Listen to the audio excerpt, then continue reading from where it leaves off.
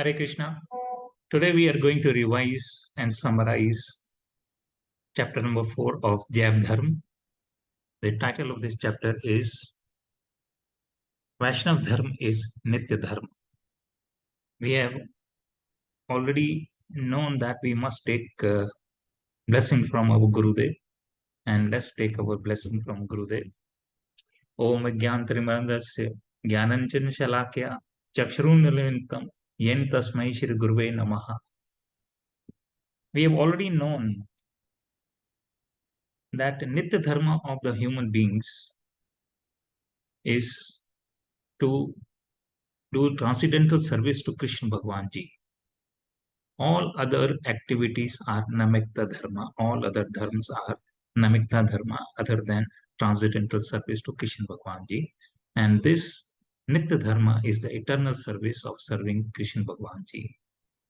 And we have also learned that Namikta Dharma is to be relinquished. And in this chapter, we will learn about Vaishnav Dharma is also eternal. It is the Nitya Dharma. The chapter starts with the two great personalities talking to each other in question and answers format.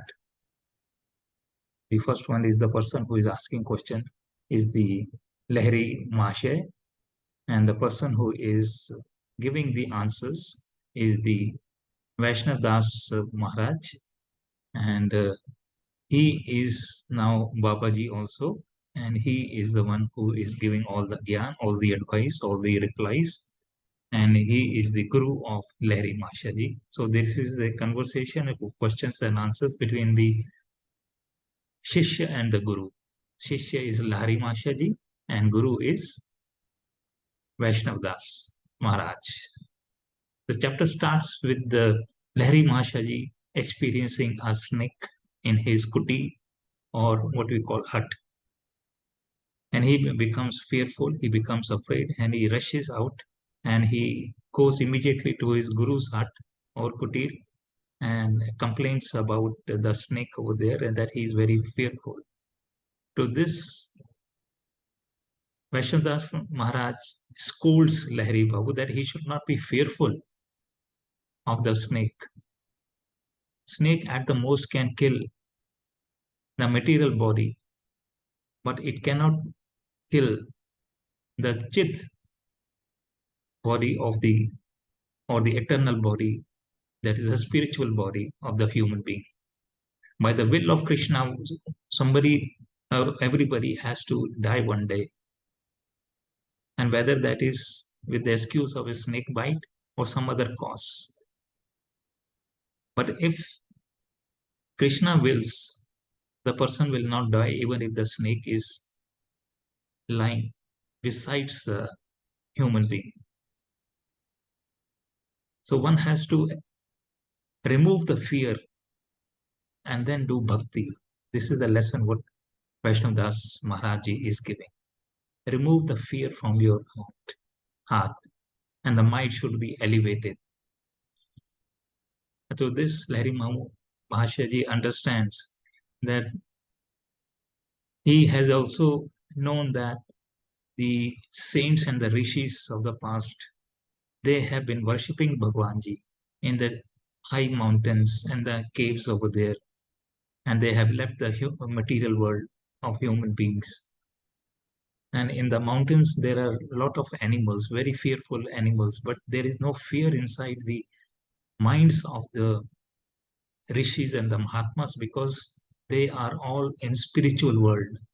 So one has to remove the fear from the mind and then do bhakti. Then only one is eligible to become Vaishnav. So very, very important. Remove all sorts of fear from your mind, and then you are eligible to progress in the path of Vaishnav or being called a Vaishnav.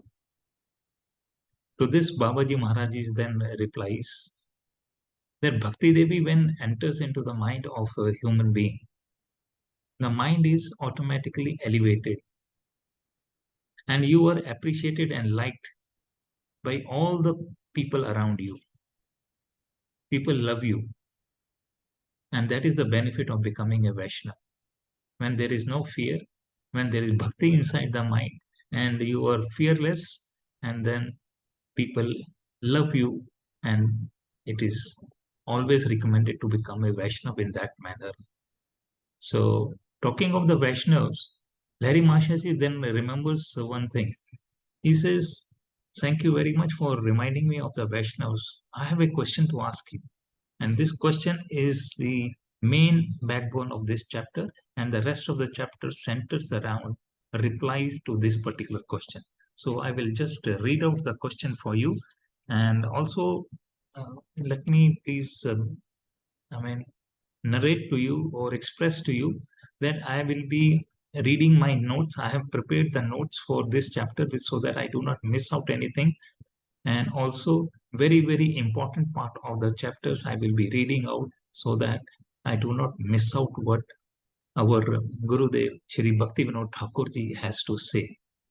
So please bear with me, and I will be referring to the notes and to the book very often so that there is more clarity and the reality of this chapter comes out.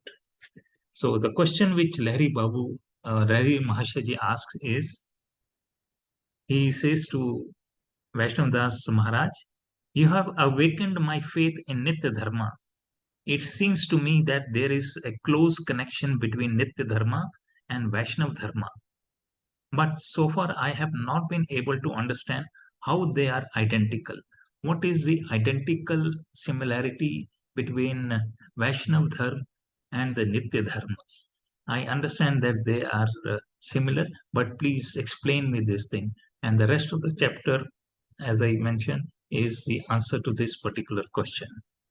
To this, Vaishnav Babaji Maharaj, Vaishnav Das Babaji, he is called Vaishnav Das Babaji or Babaji, he replies, "In this world, there are two different dharmas that go by the name of Vaishnav Dharma.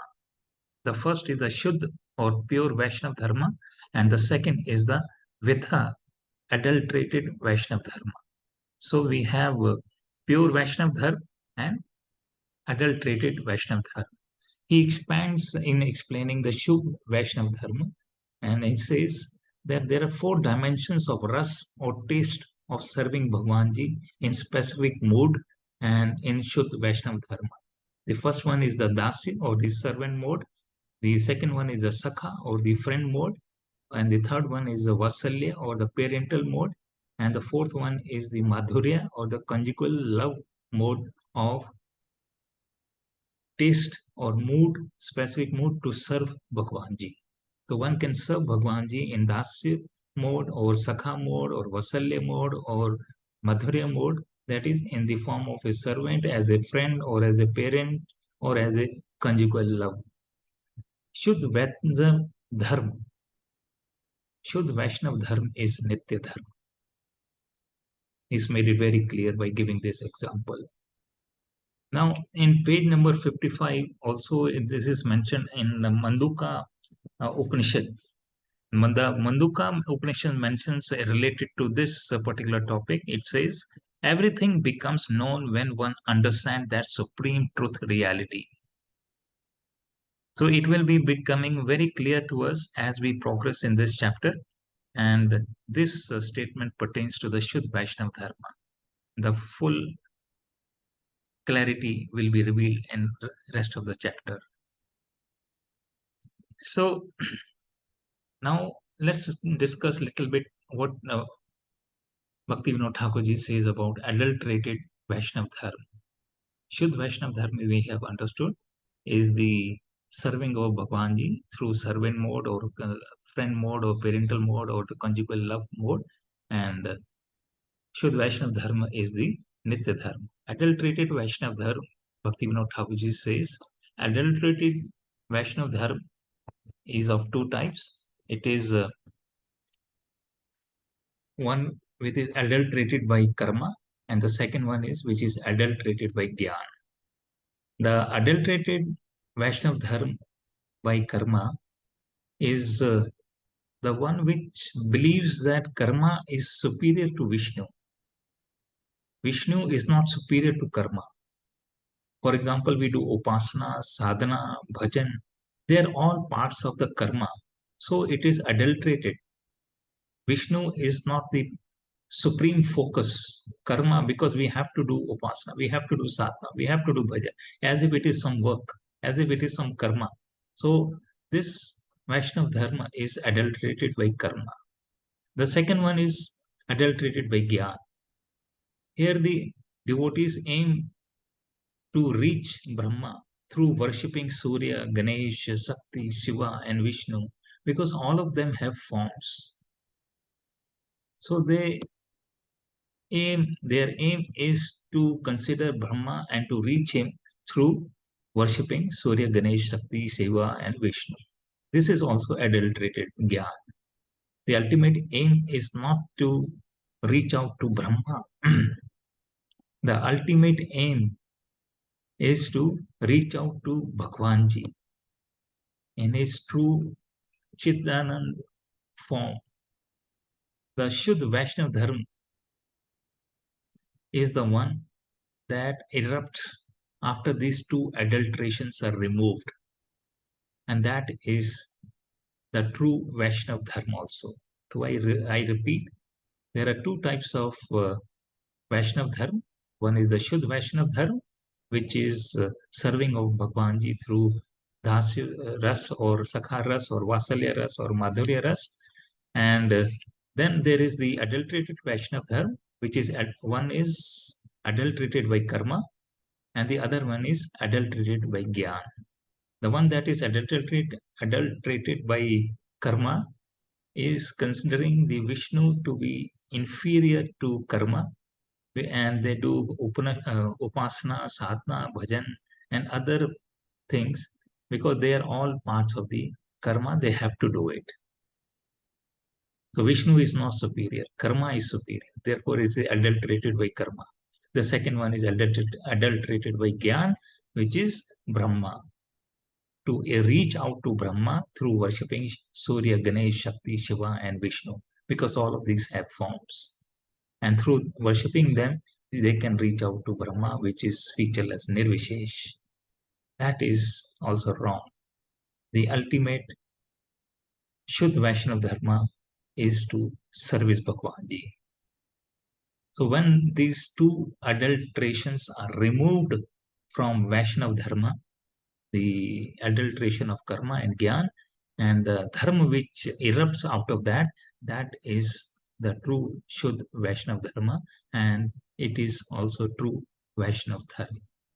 So Shuddha Vaishnav Dharma that erupts after adulterations are removed is the true Vaishnav Dharma. Okay, going further, Bhakti Vinod Thakurji through Vaishnav Das Maharaj Babaji, he says, Srimad Bhagavatam states humans display three different tendencies with regard to the absolute truth. Srimad Bhagavatam, they say, it states that humans display three different tendencies with regard to absolute truth. And these three tendencies are Brahm Pravati, Paramatma Pravati, and Bhagavata Parvati. Brahma Parvati is the reaching out to indefinite, featureless, nirvishesh Brahma, and they consider this as the ultimate principle and is called Panchopasana, which is wrong. So Brahma Parvati, they reach out to featureless, nirvishesh Brahma, and there it is the ultimate principle of them, such people. The second sort of people, they consider Paramatma as the ultimate, and they do Ashtanga Yoga, Samadhi, and this is all part of the karma because they have to do this Ashtanga Yoga or Samadhi or meditation. This is also not true or what you call Vaishnav Dharma. It is adulterated because Samadhi is part of the karma. You have to do Samadhi, then you will reach out to Paramatma, Paramatma Praviti. The third type is the true Vaishnav Dharma, which is Bhagavata Parvati. This is the worshipping of the personal form of Bhagwan Ji. Sa Vises Bhagavatam Sarup. When you worship Bhagwan Ji in his Sa Vises Bhagavad Swarup, that is the Shuddh Vaishnav Dharma. So, coming back to this, what we have learned, that humans display three different tendencies with regard to absolute truth: Brahm Parvati, Paramatma Parvati, and Bhagavata Parvati, the personal form of Bhagwan Ji, worshipping that Sarup. This is the last one, is the true Shuddh Vaishnav Dharma, Bhagavata Parvati. Now, let's read little bit more about Bhagavata Parvati or Bhagavata. The Bhagavad Tattva has been explained beautifully by our Bhakti Vinod Thakurji. So let's read out this one a little bit more and we will gain more knowledge about it. So it says, Bhagavad Tattva is the supreme Tattva and is the basis of both Brahma and Paramatma. It is this personal conception of the truth that is the pure conception of Sri Vishnu. The jivas who pursue this principle are pure jivas, and their inclination is called bhakti. Devotion for Sri Hari or Hari Bhakti is celebrated by the names Shuddh Vaishnav Dharma, Nitya Vaishnav Dharma, Jaiv Dharma, Bhagavata Dharma, Paramatma Dharma, and Paradharma, or the supreme function. All types of dharma that arise from the tendencies toward Brahma and Paramatma are namikta and not nitya. Please note this very carefully. I repeat, all types of dharma that arise from the tendencies toward Brahma and Paramatma are namikta and not nitya. The cultivation of Nirvishesh Brahma is motivated by material purpose and is therefore namikta, not nitya. When a jiva is anxious to gain release from his bondage, no matter his state of imprisonment becomes the namitta cause that impels him to adopt the namikta dharma of striving for the state in which all material qualities are extinguished. This striving is said to be namikta because it is motivated by nimitta or material cause, namely the state of material bondage. When you try to do activities by which you can get out of this material bondage, all those activities are namikta. This striving is said to be namikta because it is more motivated by material cause, namely the state of material bondage. Therefore, the dharma of striving to attain the Brahma is not eternal. The jivas who adopt the dharma of seeking Paramatma with a desire for the happiness of Samadhi or Ashtanga Yoga take shelter of Namikta dharma motivated by the impetus for subtle material pleasure. Therefore, Paramatma dharma is also not eternal. So, what is eternal? Only unalloyed Bhagavata dharma is eternal. So this arises more curiosity in the mind of Lahiri Mashe, and he requests and pleads before his Gurudev Vaishnav Das Maharaj. He says, Mashe, kindly instruct me on Shuddh Vaishnav Dharma. I am taking shelter at your lotus feet in my old age. So he wants to know more about the Shuddh Vaishnav Dharma. To this,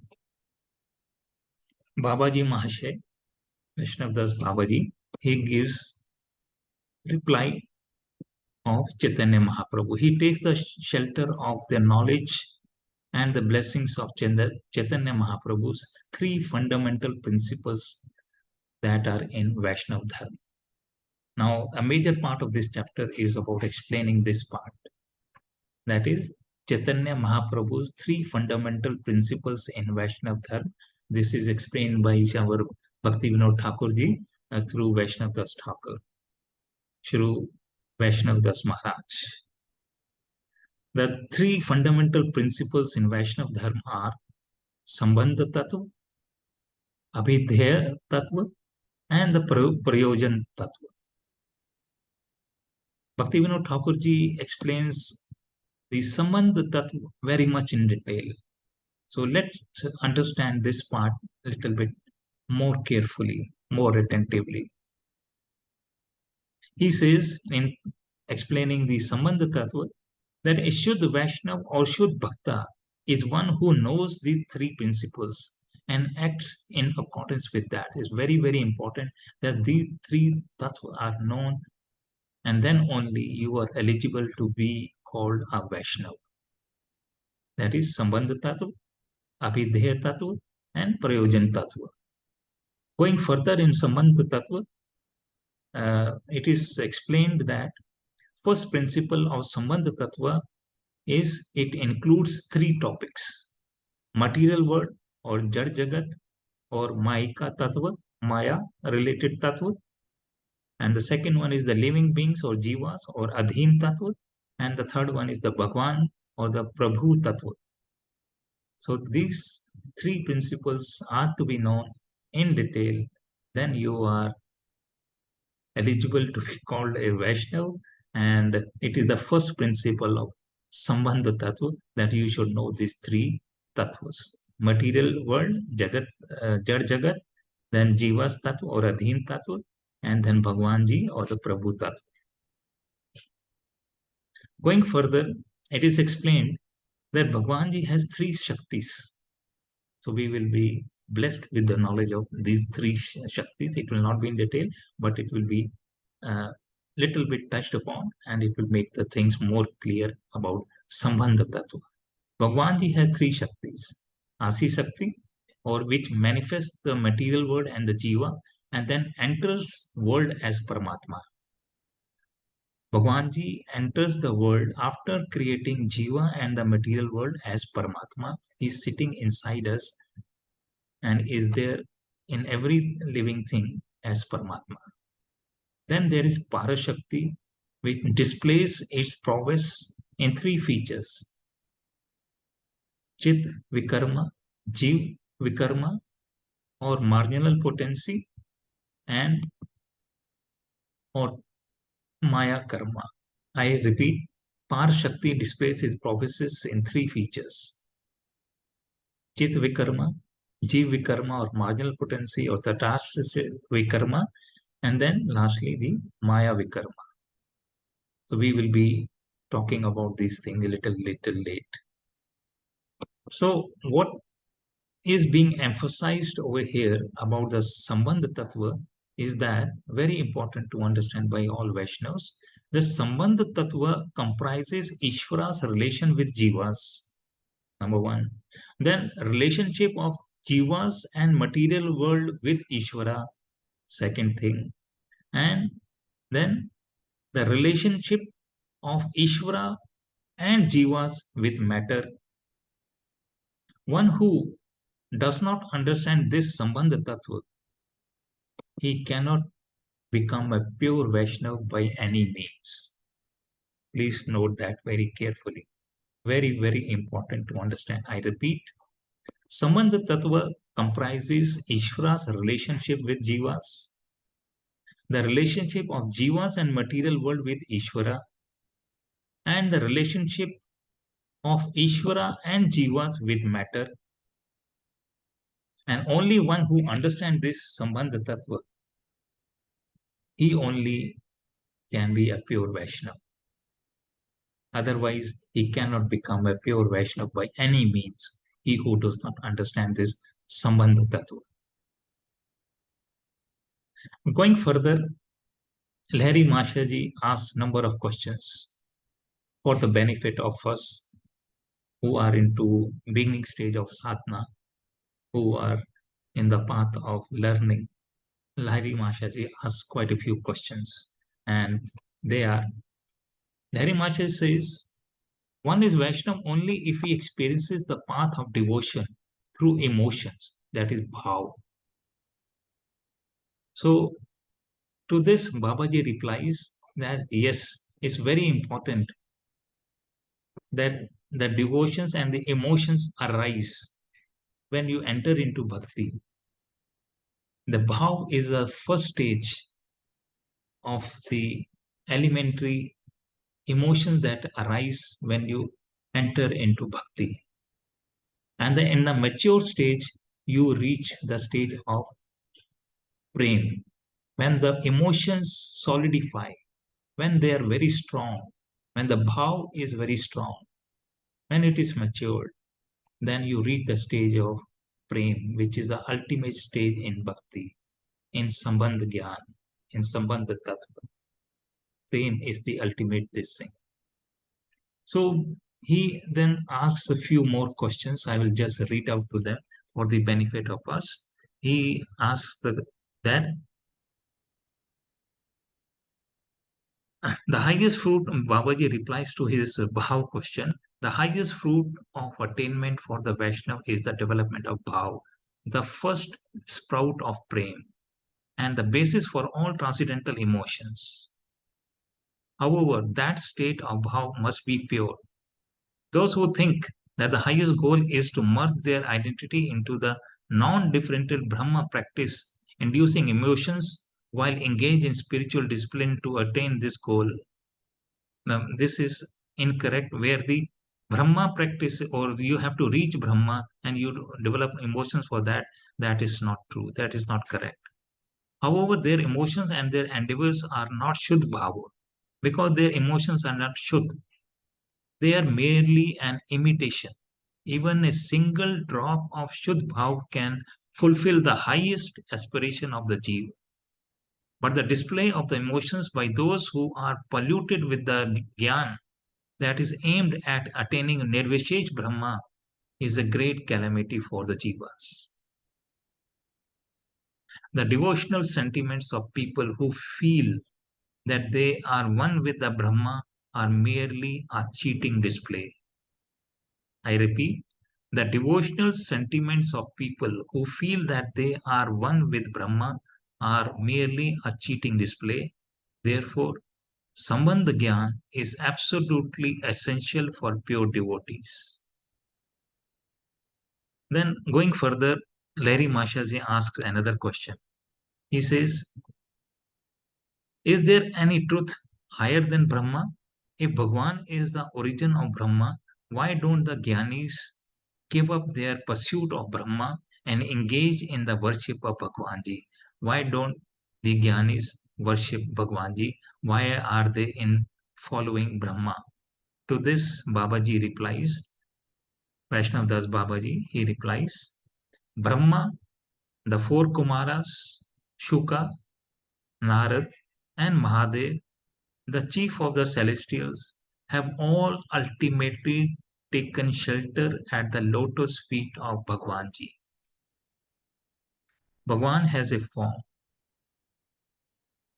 So there is no doubt about that, that he is the supreme. Bhagwanji is the supreme. He is superior to Brahma also. Then further, Babaji says in a reply to a question from Lahiri that in this material world, the entity known as the sky is also limitless. Even though Brahma may be limitless, the sky is also limitless. Why should Brahma be considered to be more important merely because it is limitless? Bhagwan is also limitless by virtue of the potency manifested from the effulgence of his limbs. At the same time, he possesses his own transcendental form. Can any other entity compare with this? It is because of this unparalleled nature that Bhagwan is superior to the principle of Brahma. So another reply to the question of Lahiri Babu, that is Bhagwanji superior to Brahma? So this Vaishnav Das Babaji replies that Brahma, the four Kumaras, the Shuka, the Narad, the Mahadev, the chief of the celestials, they have ultimately taken shelter at the lotus feet of Bhagwan Ji. So he is the supreme of all. Going further, Larry Babuji asks another question.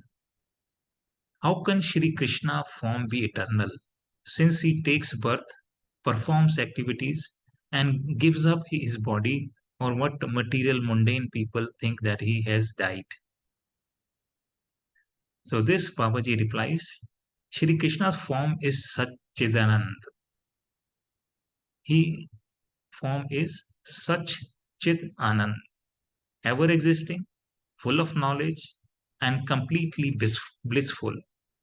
His birth, activities, and leaving the body have no connection with mundane matter. So he is eternal, he is Sachidanand, he is ever existing, he is full of knowledge, and he is completely blissful. Going further, Larry Babuji asks some more questions in relation to the Sambandha Tattva. To clarify Sambandha Tattva, Larry Babu then asks, when one meditates on the form of Shri Krishna, the conception that arises in the heart is limited by time and space. How can one transcend such limitations and meditate on Krishna's actual form? To this, Babaji replies, meditation is an action of the mind, and as long as the mind is not fully spiritualized, one's meditation cannot be spiritual, it cannot be Chinmay. Bhakti purifies the mind so that it gradually becomes spiritual.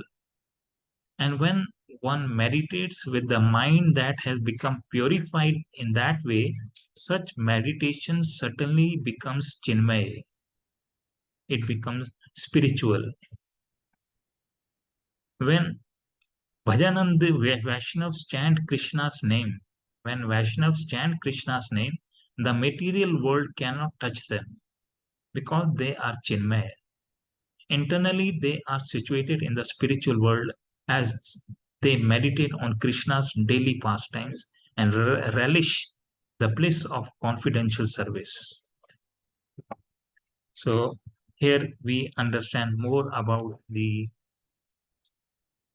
Sambandha Tattva, and further little bit about Bhagavad Tattva. Larry Mahashaji then repeats as to what he has learned from his Guru Vaishnav Das Maharaj, and he narrates and repeats what he has learned. He says, Bhagavad Tattva, the fundamental truth regarding Bhagwanji, has now become clear to me. Bhagwan is the one supreme absolute truth, and Brahma and Paramatma are subordinate to him. Now he accepts.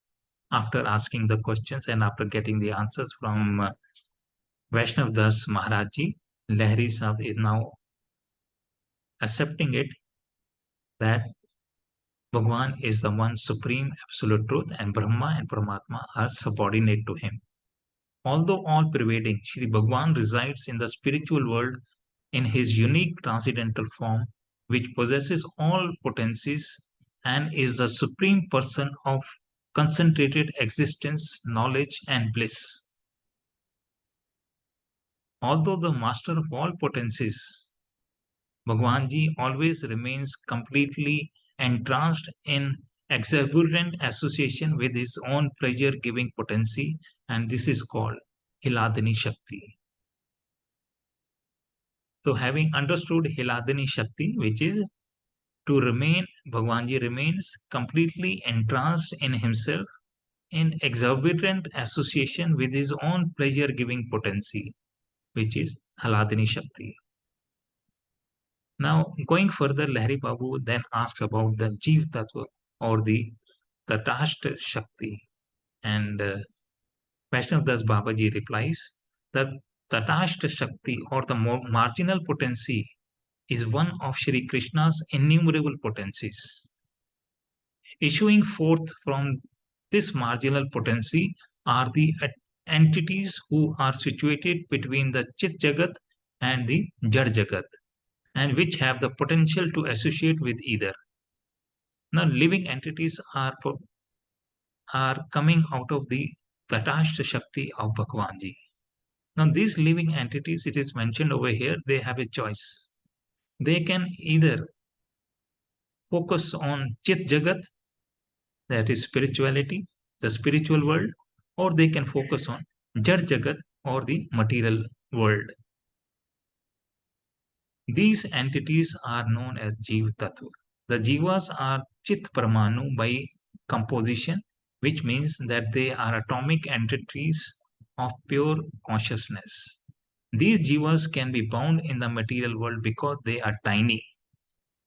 But since they are constituted of pure consciousness, if they simply acquire a little spiritual power, they can also become eternal residents of the spiritual world and obtain Paramanand or the supreme transcendental prayer. So I repeat this important part. If the jivas simply acquire a little spiritual power, they can also become eternal residents of the spiritual world and obtain Parma Anand, which is supreme transcendental pleasure.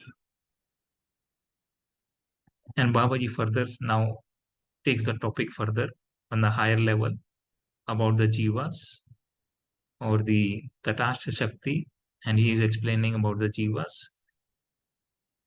Babaji says there are two types of jivas, Mukta or the liberated, and Bhad or the bound jivas.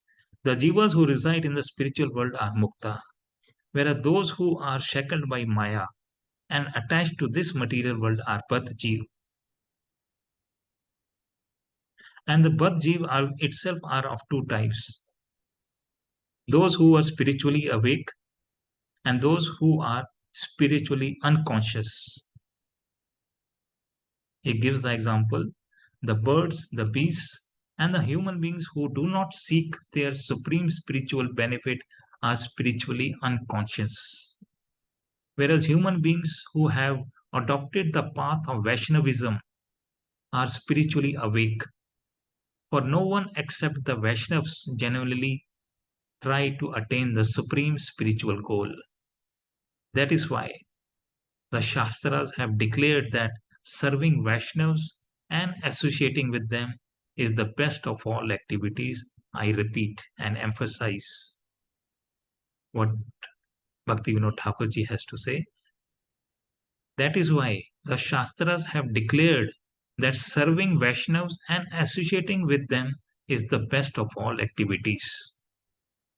Those who are spiritually awake develop taste for the practice of Krishna Nam on the strength of their faith in Shastra, and from this they easily develop an attraction for serving and associating with Vaishnavas. However, those who are spiritually unconscious cannot awaken their faith in Shastra, and thus they do not adopt the practice of Krishna Nam. Krishna Nam is very important. They only worship the deity of Krishna as a matter of social custom.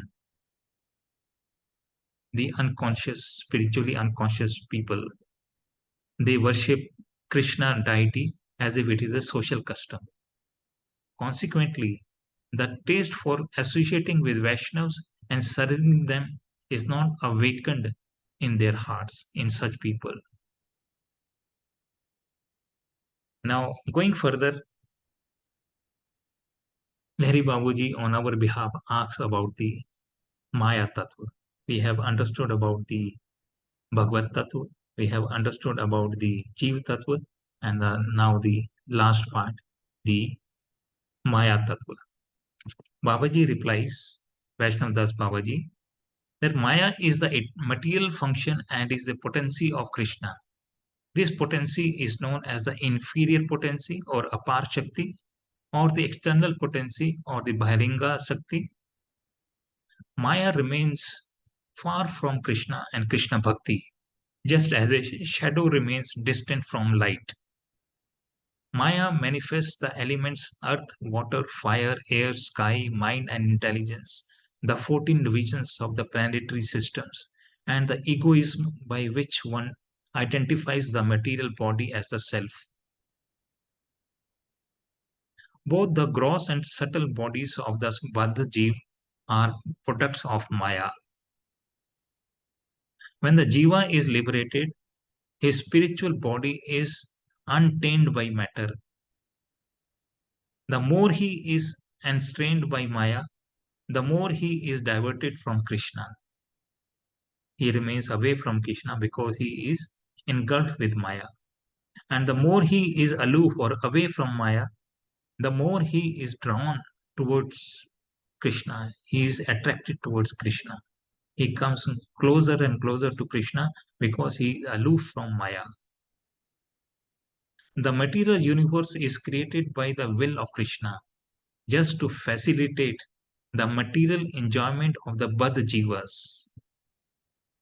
It is only a jail and not the eternal residence of the Jivas. I repeat this part.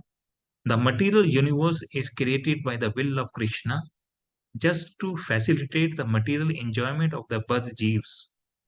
It is only a jail, and the eternal residence of the Jiva is not there. It is not the eternal residence of the Jivas, this material universe.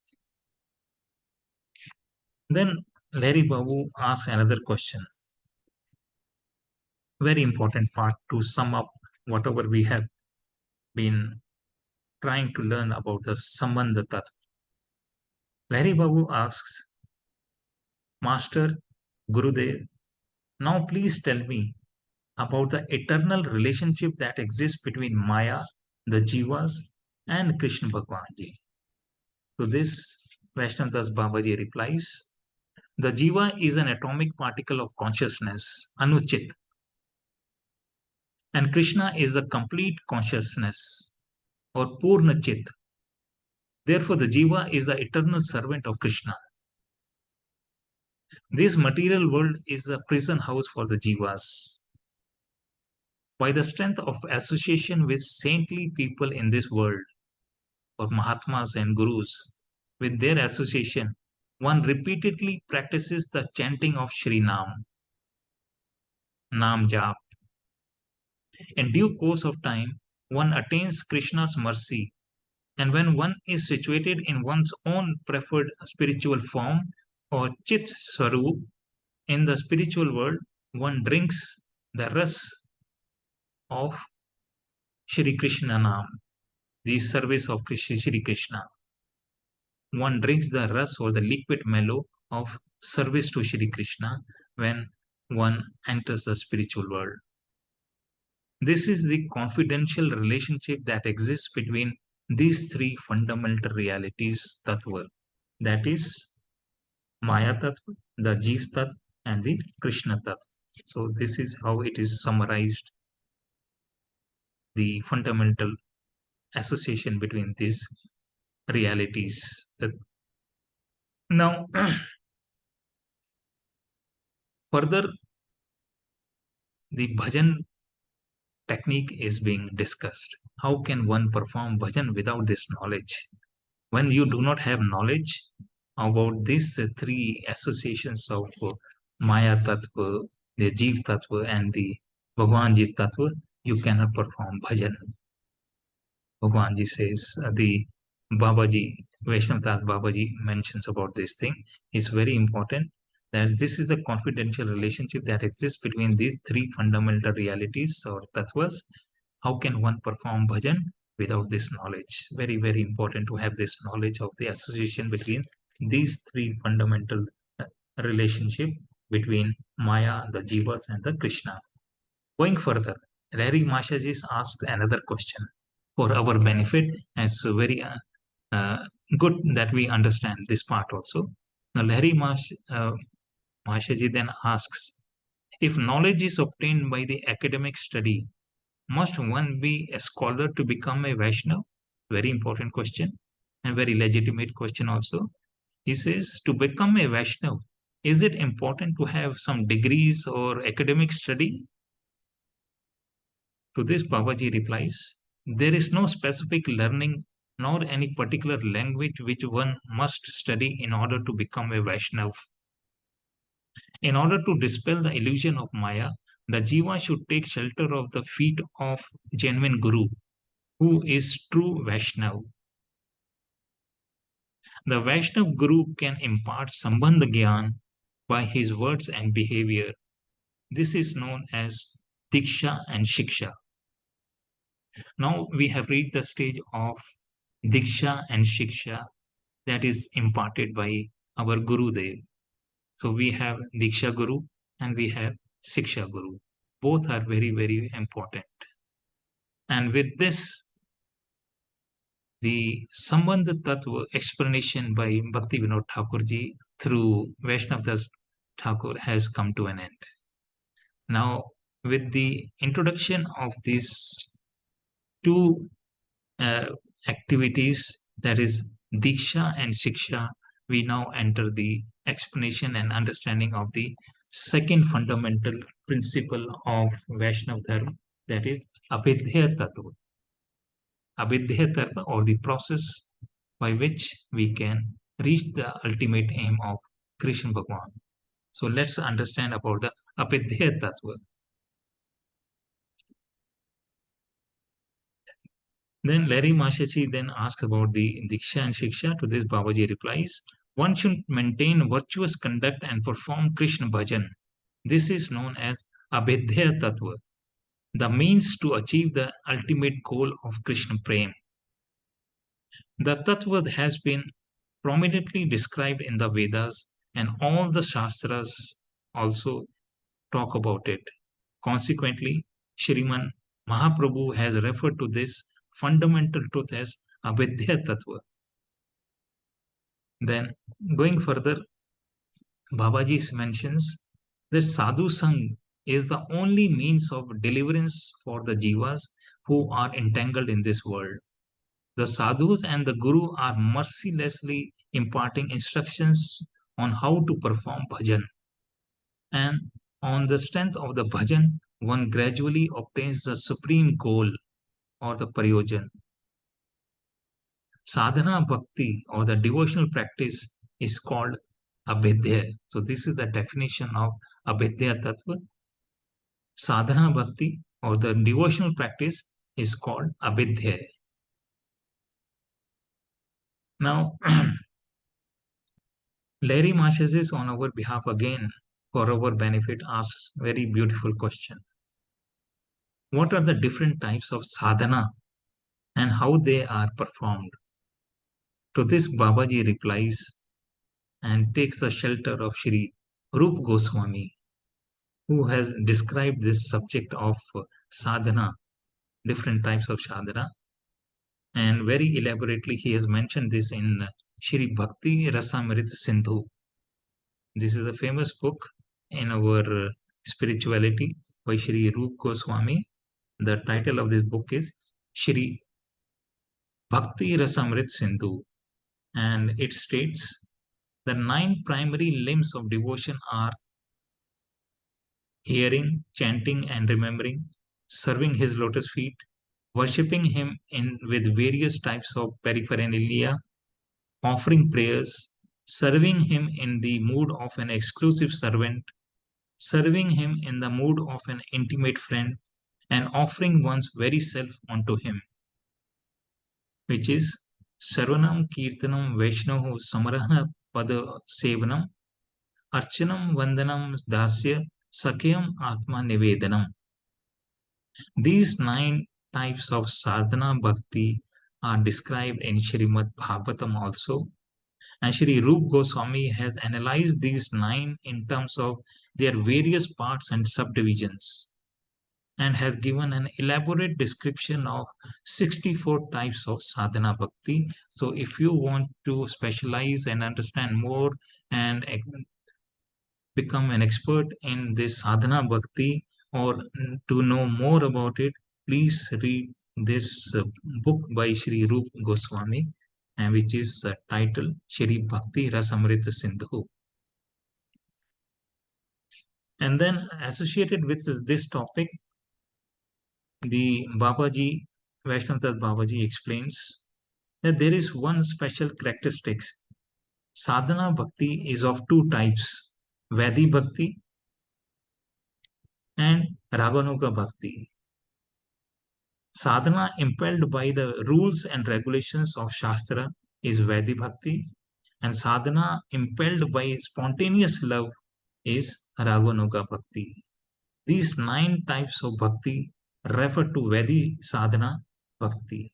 There are 9 types of bhakti or sadhana which Shri Rup Goswami has mentioned. They are all part of the Vaidhi bhakti. Raghunuga sadhana bhakti consists of internal service to Krishna Bhagwanji in the mood of the eternal residents of Vraj, the people of residents of Vraj Dham. They are the people who are doing this Raganuga bhakti. Adhering exclusively to their guidance, we have to learn from them. The sadhaka should practice the type of sadhana bhakti for which he is eligible, for which he has the adhikar. So Lahiri Bapuji then asks about the adhikar or the eligibility, which type of bhakti one should perform. Should it be Raganuga bhakti or should it be Vaidhi bhakti? To this Babaji reply, Vaishnavdas Babaji, that when the spiritual master or your Gurudev considers that a faithful sadhaka is fit to remain under the rules and regulations of Shastra, he will first instruct him in Vaidhi sadhana bhakti. When he considers that a sadhaka is eligible or a devotee is or the shishya is eligible for Raghunaga Bhakti, he will instruct him how to perform bhajan according to Raganuga Bhakti. So it's very important that you go under the shelter of a Gurudev and he will teach you what type of sadhana to be done, Vaidhi Bhakti or the Raganuga Bhakti, or meaning Bhakti as per the mention in the Shastras, or Bhakti as the residents of Vraj are doing the spontaneous Bhakti. Okay, then going further, Babaji also emphasizes that one should do Nam Bhajan regularly. For this importance, he says, there is no difference between Nam, the holy name, the Nami, Bhagwan, who possesses the holy name. If you chant Nam without offense, you will very quickly attain all perfection. All 9 forms of bhajan are automatically carried out when performing Nam bhajan. So, this is what we have learned about the Abhidheya Tattva. So, having learned so much, the Lahiri Babu is very much thankful to Babaji that he has been blessed on this particular day of having learned about the 3 principles of Vaishnav Dharm, which is Sambandh Tattva, Abhidhyat Tattva, though Prayojan Tattva, Bhakti Vinod Thakur ji through Vaishnav Das Thakur has very little mentioned about it. He says that the ultimate goal of Vaishnav Dharma is to obtain Krishna Prem. And this is achievable when the bhav or the emotions are solidified. They are in firm faith. Then it matures into Krishna Prem. The original bhav is converted into Krishna Prem. And please remember, Krishna is controlled only by Prem. So that is the ultimate prayojan for us. So having learnt all these things, Lahiri Babu then is fully converted and he becomes a Vaishnav. He starts applying tilak on the 12 parts of his body. He takes in daily about 2 lakhs Nam Jap on Tulsi Mala. He does Danvat Pranam to all Vaishnavs. He does Danvat Pranam to his Gurudev on daily basis. It does not do any mundane talks. It does not talk to anybody other than Krishna Bhakti.